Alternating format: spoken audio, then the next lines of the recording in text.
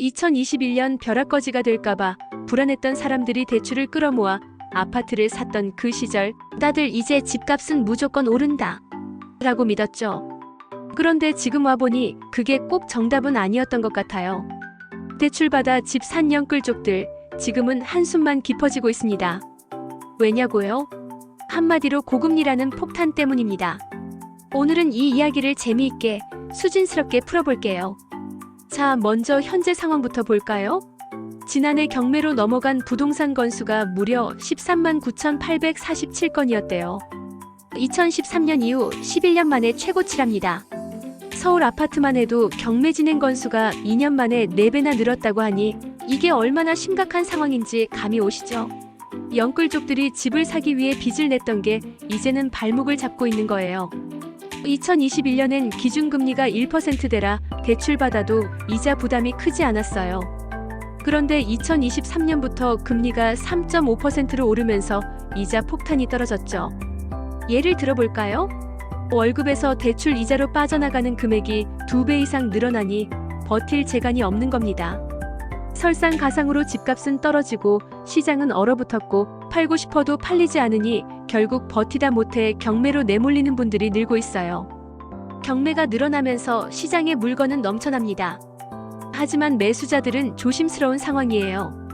낙찰가율도 점점 낮아지고 있어요. 지난해 서울 아파트 평균 낙찰가율이 92.1%였는데 최근엔 80%대로 떨어질 가능성도 있다고 하니 경매 물건도 점점 저렴해지고 있는 셈이죠. 그럼 여기서 질문 하나 던져볼게요. 이게 끝일까? 아니죠. 문제는 아직 해결된 게 없습니다. 앞으로 더 많은 경매 물건이 쏟아질 가능성이 크고 이게 시장에 또 어떤 영향을 미칠지 장담할 수 없는 상황이에요. 그럼 우리가 여기서 얻어야 할 교훈은 뭘까요? 첫째, 대출은 신중해야 합니다. 대출받아 집을 산다는 건 단순히 지금의 금리만 보고 결정할 일이 아니에요. 금리가 오르면 내가 감당해야 할 이자가 얼마나 늘어날지, 내 재정 상황에서 이걸 계속 버틸 수 있을지를 꼭 따져봐야 합니다. 2021년에 저금리에 익숙해졌던 사람들이 이런 부분을 간과하고 영끌을 했던 게 지금의 결과로 이어졌죠. 둘째, 부동산 시장은 예측이 어렵다는 걸 인정해야 합니다. 지금 안 사면 끝이다라는 말 많이 들어보셨죠? 하지만 부동산 시장은 항상 오르는 게 아니에요. 상승과 하락이 반복되고 그 주기가 언제 올지는 누구도 정확히 알 수 없어요.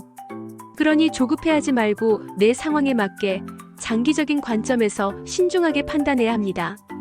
그렇다면 지금 상황에서 해결책은 뭘까요? 기회는 냉철한 사람에게 옵니다. 경매 물건이 늘어나면서 시세보다 낮은 가격에 집을 살 기회가 열리고 있어요.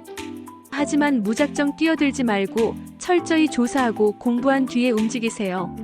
전문가 상담도 꼭 받아보시고요. 내 집 마련은 내 상황에 맞게. 지금 집을 사야 할지 기다려야 할지 고민이 많으시죠? 정답은 없습니다. 다만 내 재정 상태를 냉정히 점검하고 감당할 수 있는 범위 내에서 움직이세요. 장기적인 시각을 가지세요. 지금의 어려움이 영원히 계속되진 않을 거예요. 하지만 단기적인 판단으로 무리한 결정을 내리면 나중에 더 큰 후회를 할 수도 있습니다. 마지막으로 지금 상황이 어렵다고 해서 낙담하실 필요는 없어요. 모든 위기에는 기회가 숨어 있습니다. 경매 시장에서 좋은 조건의 집을 찾을 수도 있고 시간이 지나면서 시장이 안정될 수도 있어요. 중요한 건 조급해하지 않고 냉철하게 판단하는 겁니다. 오늘 이야기가 도움이 되셨나요? 여러분의 선택이 항상 현명하기를 바라며 다음에도 재미있고 유익한 이야기로 찾아올게요.